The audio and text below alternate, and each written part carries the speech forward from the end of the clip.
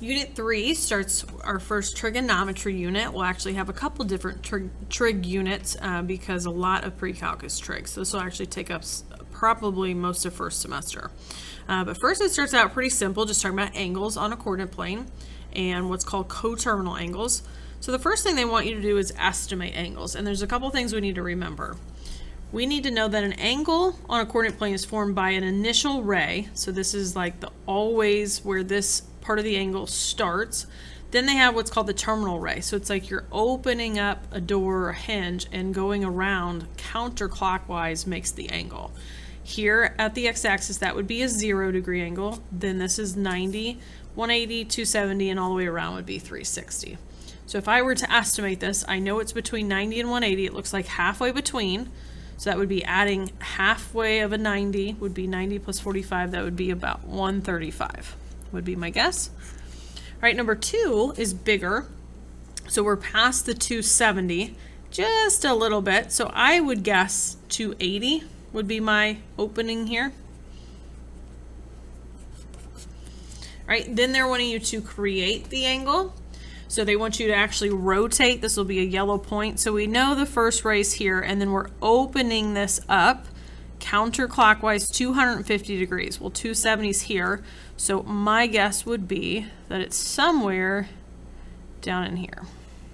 Okay, so think of it here, but also the angle is actually the outside of the circle. So this is a 250 degree out of a 360 degree circle. And then we've got rotate the point negative 320. Negative means that it goes clockwise. So clockwise meaning I'm going to take the point and drag it this way. And what I'm thinking is it's more than this would be a 90 going counterclockwise. This would be a 180. This would be a 270. So I'm past all that. This would be a 360. That would be a complete revolution. Well, I want to be 40 degrees less than a 360. So halfway would be here. I'd be a little more like right there. So I would want to make sure that I'm dragging it clockwise to be negative 320. Now the other thing I like to do sometimes is if it's negative, go ahead and add a 360 to that. That makes 40 degrees in the positive direction. So I know that here and here, this missing wedge here is 40 degrees. That kind of just helps me know where to stop this. Yeah, I still need to drag it clockwise, but I stop where I know that this angle here makes a 40.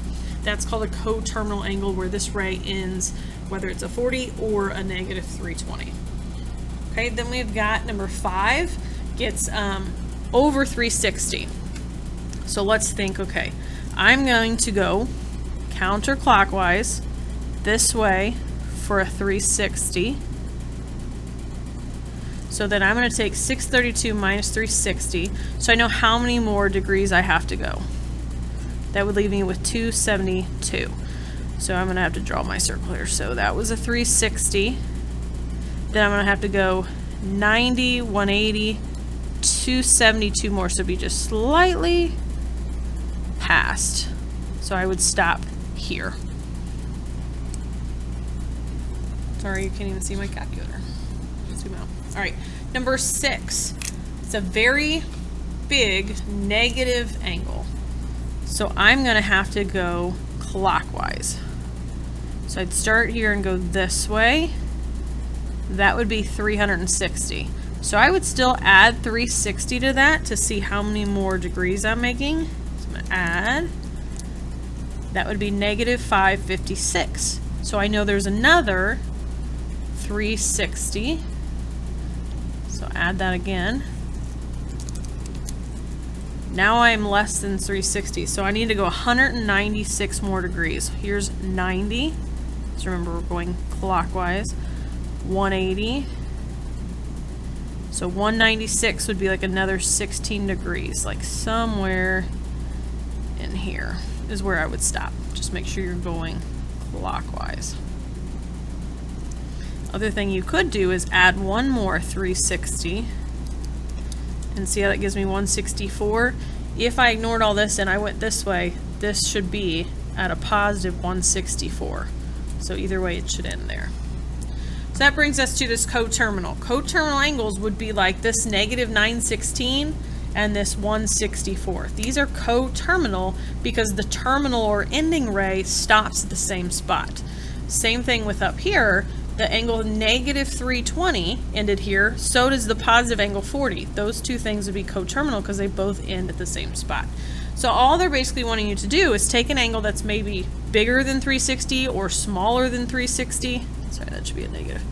And they're wanting you to keep adding or subtracting. So if it's a positive, I'm going to subtract 360 because they want my angle, which is represented by theta. It's a Greek symbol between 0 and 360. So I'm going to do 943 minus 360.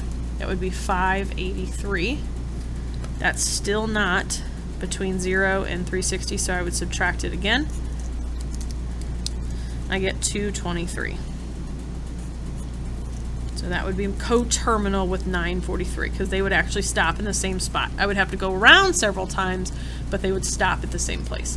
Okay, if it's a negative, I wanted to do that one, we're going to have to keep adding 360 until it's between 0 and 360 in the positive. So negative 1050 plus 360, and I just keep going, plus 360 plus 360 would be 30. So if you wanted to write all those down, you could, but you just keep adding until you get between 0 and 360. So if I were to graph this, I would have to go around this way lots and lots of times, but either way I'm going to end up where there's a 30-degree angle here. So they would both stop there. So it doesn't matter if I do this or that.